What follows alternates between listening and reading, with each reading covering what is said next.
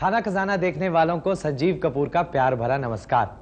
जैसा कि हम हमेशा आपको कुछ नई, कुछ अच्छी, कुछ बेहतरीन, कुछ उससे भी अच्छी डिशेस दिखाते आ रहे हैं, तो मैंने सोचा कुछ आज ऐसी डिशेस दिखाई जाएं जो बनने में बहुत जल्दी बन जाएं और खाने में बहुत टेस्टी हों। वैसे हमेशा ही मेरी डिशेस ऐसी ही होती हैं, लेकिन ऐसी मैंने बहुत डिमांड सुनी है जब लोग कहते हैं कि कुछ लाइट डिशेस दिखाएं आप। अगर मीट की दिखा रहे हैं तो ज़्यादातर फिश की डिमांड आती है, तो शुरुआत करेंगे फिश स्ट्यू से। इसके लिए हमें चाहिए 250 ग्राम फिश, 1 आलू, 1 प्याज, 1 गाजर, 8 से 10 फ्रेंच बीन्स, 1 टमाटर छोटा कटा हुआ, 1 छोटा चम्मच लहसुन कटा हुआ, नमक स्वादानुसार, थोड़ा सा तेज पत्ता, 1 चम्मच तेल, थोड़ी सी काली मिर्च और छोटा कटा हुआ अदरक। फिश स्ट्यू के लिए फिश को फ्रेश होना चाहिए। फिश की फ्रेशनेस के लिए आप उसको देख के, छू कर या स्मेल करके बता सकते हैं कि फिश फ्रेश है या नहीं। इसमें हमने पॉम्फ्रेट फिश का इस्तेमाल किया है। ये फ्लैट फिश होती है और नॉन ऑयली होती है। इस डिश को बोनलेस फिश के साथ भी बनाया जा सकता है, लेकिन फिश के पूरे टेस्ट और फ्लेवर के लिए आप इसको हड्डी के साथ ही बनाएं, ताकि उस डिश के अंदर फिश का पूरा टेस्ट और फ्लेवर आ जाए।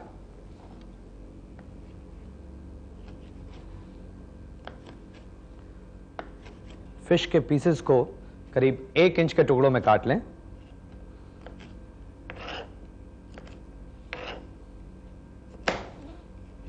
इसमें हमने फिश की स्किन को भी रखा है।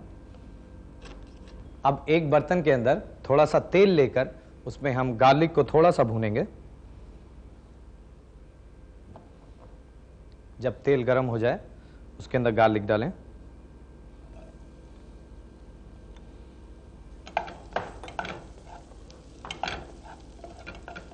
जब गार्लिक हल्का सा भुन जाए तो उसके अंदर छोटा कटा हुआ प्याज डालें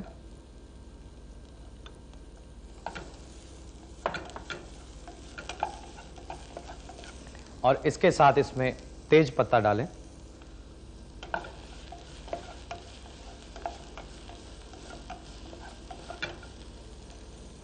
और अब इसको थोड़ी देर तक पकने दें। तब तक इसकी जो सब्जियां हैं उसको हम काट लेते हैं। थोड़ी बीन्स काट लेते हैं, इसी तरह से गाजर, इसी तरह से आलू और गोभी को भी काट लें और थोड़ा सा अदरक, इसको भी काट लें और इन अदरक के पीसेस को प्याज के साथ पका लें। और उसके बाद ये जो कटी हुई सब्जियां हैं इसको हम इसके अंदर डालेंगे।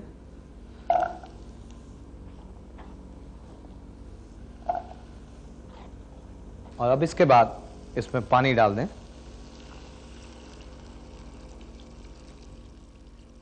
अब इन सब्जियों में पानी जब डल गया है, इसके बाद इसको करीब 10 मिनट तक पकने दें, यानी जब तक इसमें उबाला ना आ जाए। जब इन सब्जियों में एक उबाला आ जाए तो उसके बाद ये जो हमने कटी हुई फिश है उसको इसके अंदर डालेंगे।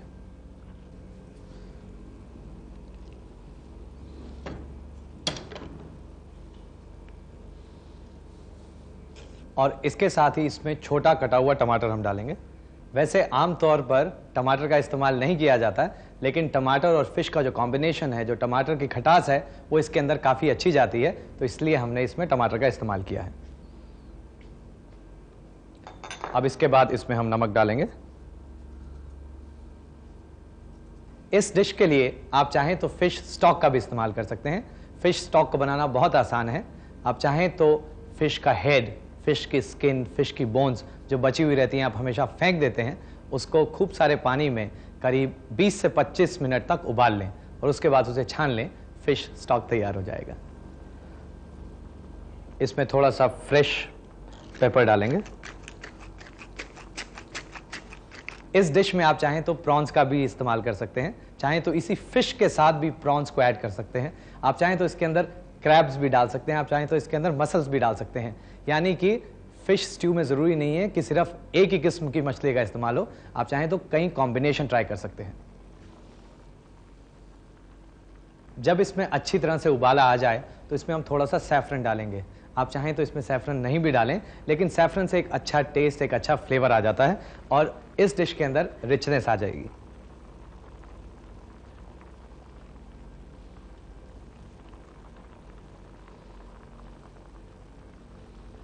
अब इसके बाद इसको धीमी आंच पर पकाएं, ढक्कन लगाकर करीब 7 से 8 मिनट तक।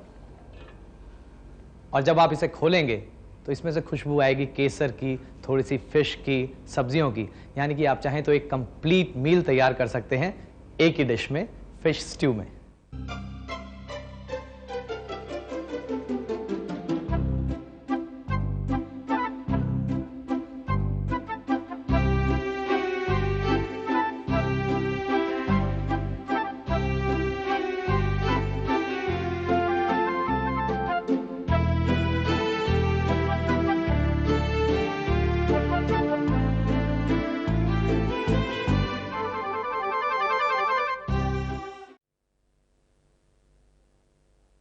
फिश स्ट्यू के बाद शाकाहारी लोगों के लिए कुछ, जी हाँ, हमेशा डिमांड होती है कि आप ऐसी चीज़ें दिखाएं जो सब लोग खा सकें, यानी वेजिटेरियन डिशेस ज़्यादा डिमांड होती है।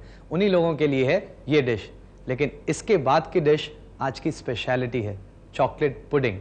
लेकिन चॉकलेट पुडिंग से पहले अभी हम देखेंगे स्पैगेटी विद वॉलनट्स। इसके लिए हमें चाहिए 250 ग्राम स्पैगेटी, 100 ग्राम वॉलनट यानी अखरोट, 1 कप फ्रेश क्रीम, 1 छोटा प्याज छोटा कटा हुआ, 10 से 12 मशरूम, 1 बड़ा चम्मच चॉप्ड गार्लिक, 1 छोटा चम्मच चॉप्ड फ्रेश कोरिएंडर, नमक स्वादानुसार और थोड़ा सा ब्लैक पेपर पाउडर। इस डिश के लिए हम सबसे पहले स्पैगेटी ले लेंगे, जो एक तरह का पास्ता होता है और बाजार में आमतौर से मिल जाता है पैकेट के रूप में, लेकिन उसे आपने पकाना होता है। उसके लिए एक बड़े से बर्तन के अंदर खूब सारा पानी ले लें और उसे उबाल लें।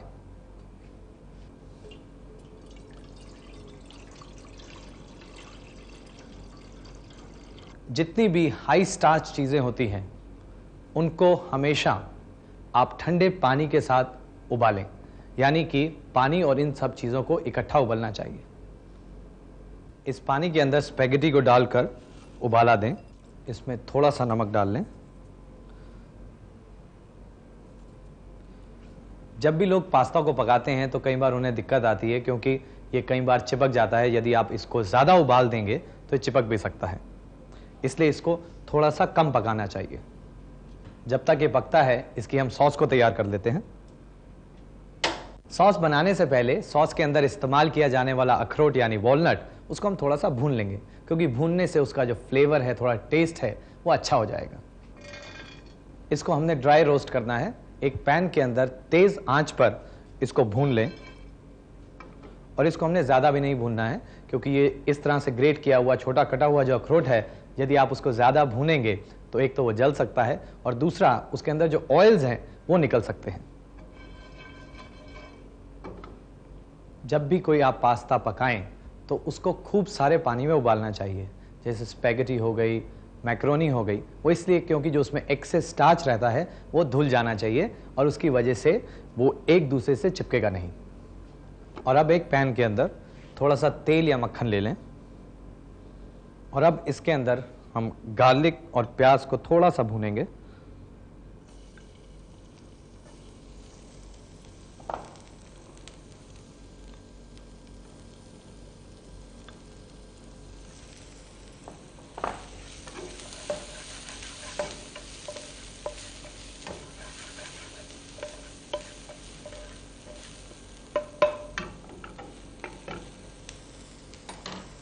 और अब इसके अंदर हम स्लाइस करके मशरूम डालेंगे। फ्रेश मशरूम या टिन मशरूम आप ले सकते हैं, और इन मशरूम को हम इसके अंदर डालेंगे।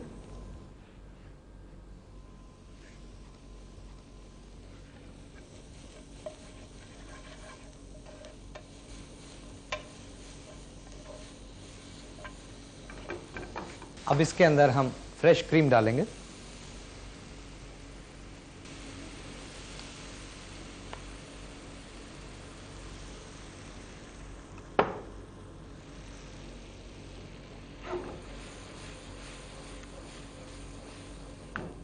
और इस क्रीम को डालकर इसको थोड़ा रिड्यूस करेंगे हम, यानी कि इसको थोड़ा गाढ़ा किया जाएगा।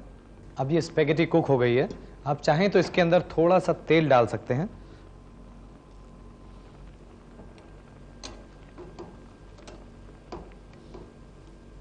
इसकी वजह से जो इसके चिपकने के चांसेस हैं वो और कम हो जाएंगे। अब इसका पानी ड्रेन कर लें इसमें से। अब ये जो सॉस है वो भी काफ़ी रिड्यूस हो गई है। इसको हम सीजन करेंगे, थोड़ा सा नमक और फ्रेशली ग्राउंड पेपर के साथ,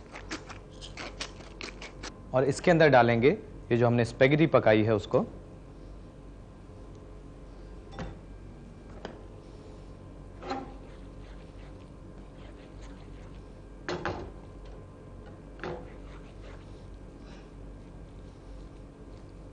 और इसमें छोटा कटा हुआ धनिया, क्योंकि जो धनिया का फ्लेवर है वो एक अलग फ्लेवर होता है, काफ़ी डेलिकेट फ्लेवर होता है, उसको डालें इसके अंदर।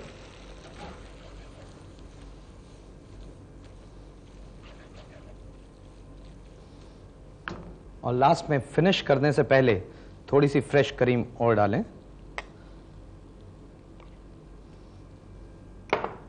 और उसके बाद जो हमने पहले से रोस्ट किया हुआ है वॉलनट, वो इसके अंदर डालें।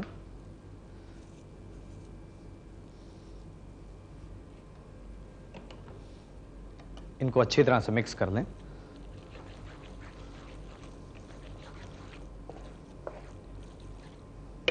और इस डिश को बनाने के लिए एक चीज़ का ध्यान रखना चाहिए कि आपको ये उसी समय बनानी चाहिए जिस समय खानी हो।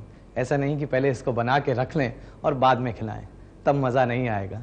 मज़ा आएगा उसी वक्त जब आप इसको फ्रेश बनाएंगे, यानी स्पेगेटी को फ्रेश उबालेंगे, सॉस को फ्रेश उबालेंगे, यानी घर पे मेहमान आए हों और उसी वक्त सारी चीज़ें की जाएं, तभी मज़ा आएगा इस स्पेगेटी का वॉलनट के साथ।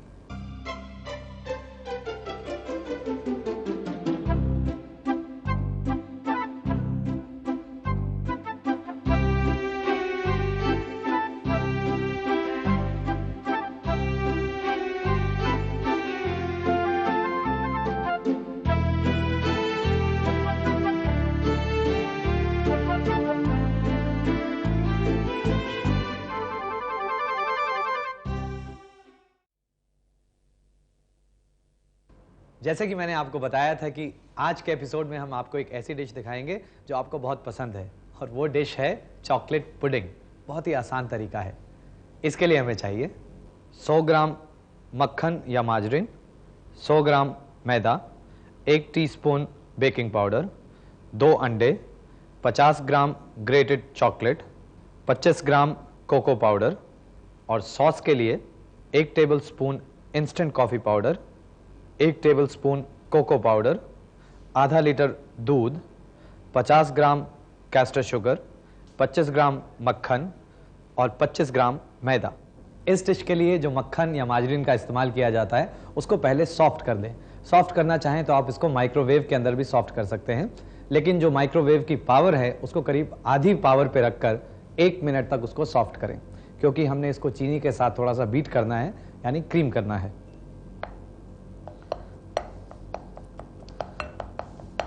नहीं तो आप चाहें तो मक्खन को थोड़े छोटे टुकड़ों में काट कर तब भी उसको क्रीम कर सकते हैं।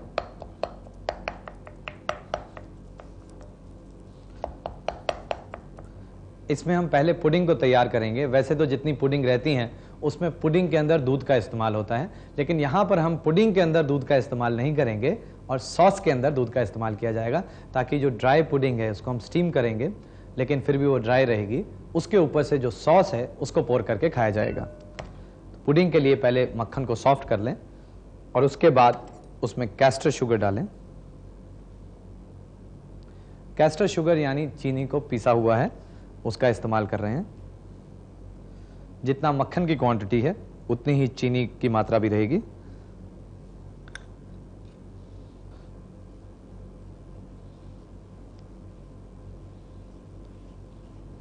इन दोनों चीज़ों को अच्छी तरह से मिक्स कर लें।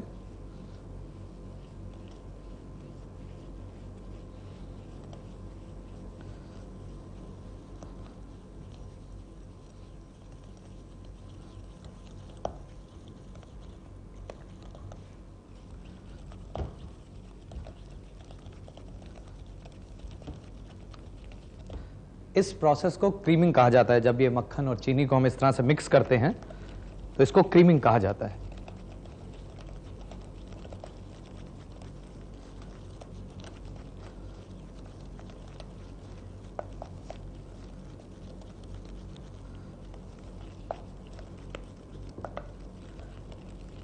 जब ये एक स्मूथ मिक्सचर बन जाए तो इसके अंदर हम अंडे डालेंगे। आप चाहें तो अंडों को थोड़ा सा लाइटली बीट करके भी इसमें डाल सकते हैं।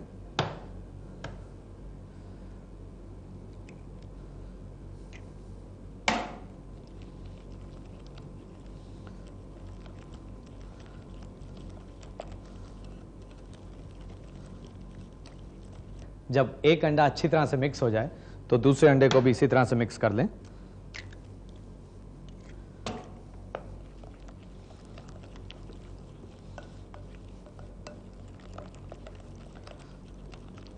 क्योंकि इस डिश को हम अवन में पकाएंगे तो इसलिए अवन को पहले प्री हीट कर लें 180 डिग्री सेंटीग्रेड पर।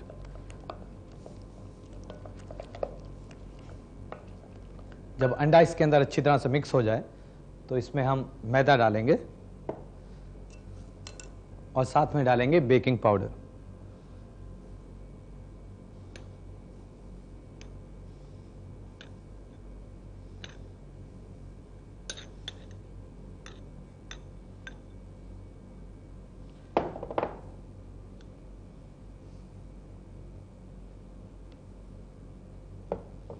इसमें मैदा, बेकिंग पाउडर और कोको पाउडर, इन चीज़ों को एक छन्नी में से इसमें डालें ताकि इसमें कुछ ढेले नहीं रहें।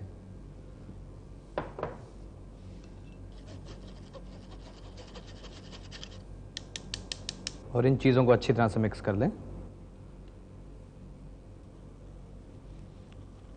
और इसको थोड़ा और रिच और मॉइस्ट बनाने के लिए इसमें ग्रेटेड चॉकलेट डालें। जो आमतौर से बाजार में चॉकलेट मिलती है उसको ग्रेट कर लें और इसके अंदर डालें।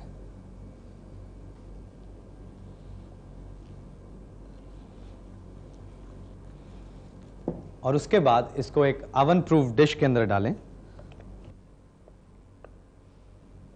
इसके बाद इसको ऊपर से थोड़ा सा फ्लैट कर दें।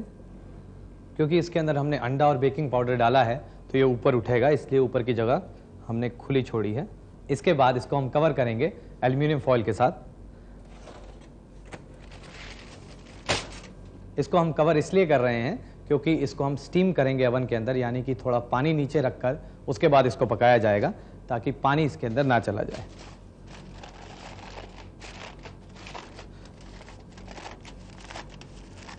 और ये जो एल्युमिनियम फॉइल है उसको थोड़ा सा ढीला रखें ताकि ये जब ऊपर उठे तो उसमें थोड़ी सी जगह होनी चाहिए। इसके बाद इसको हम अवन के अंदर पकाएंगे। एक ट्रे के अंदर थोड़ा पानी डाल लें।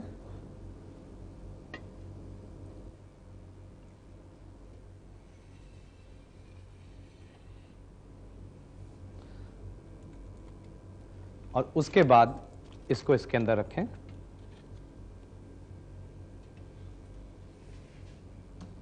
इसके बाद इसको हम पकने देंगे करीब 50 मिनट तक इसी अवन में।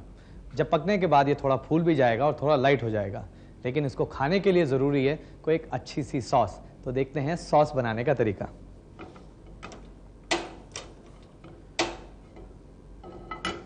इसकी जो सॉस भी है, मोका सॉस हम बनाएंगे बहुत ही सिंपल तरीके से, ऐसे इंग्रेडिएंट जो आपको घर में आराम से मिल सकते हैं। इसके लिए एक बर्तन में थोड़ा सा मक्खन मेल्ट कर लें और उसमें मैदा मिलाएं और मैदे को हल्का भून लें। इस सॉस के लिए हमें दूध की भी आवश्यकता पड़ेगी। दूध को हल्का सा गर्म करना है।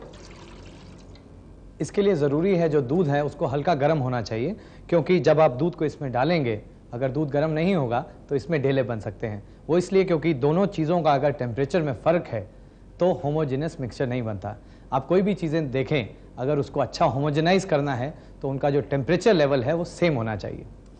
वो चाहे आप मेयोनीज सॉस ना बना रहे हो या आप हॉलैंडेज सॉस बना रहे हो, कोई भी ऐसी तरह की सॉस बना रहे हो, तो दोनों मीडियम्स का जो टेम्परेचर है वो सेम रहना चाहिए। अब ये जो दूध है हल्का गर्म हो गया है, इसको इसमें थोड़ा करके डालें।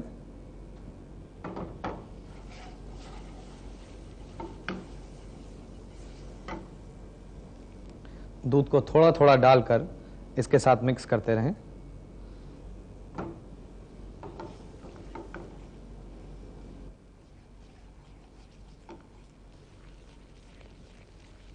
अब इसके अंदर इंस्टेंट कॉफ़ी पाउडर डाल दें।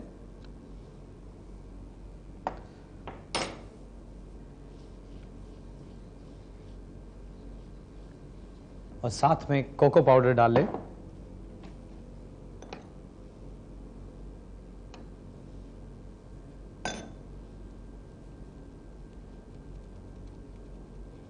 और इस कोको पाउडर को भी अच्छी तरह से मिक्स कर लें सॉस के अंदर।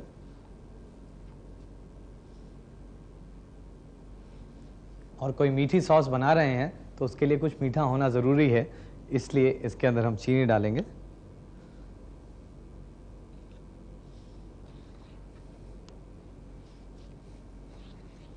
जब इस सॉस के अंदर एक उबाला आ जाए तो इसको थोड़ा और स्मूथ करने के लिए हम छान लेंगे। इसकी जो कंसिस्टेंसी है उसको हमने ज़्यादा गाढ़ा नहीं किया है, क्योंकि ये जब सॉस थोड़ी ठंडी हो जाएगी तो और ज़्यादा थिकन होगी। और इसके साथ ही जब हमारी पुडिंग तैयार हो जाएगी तो इस पुडिंग के ऊपर इस चॉकलेट सॉस को, ये जो मोका सॉस हमने तैयार किया है, उसको पोर किया जाएगा और उसका आप आनंद ले सकते हैं, या ठंडा या गर्म।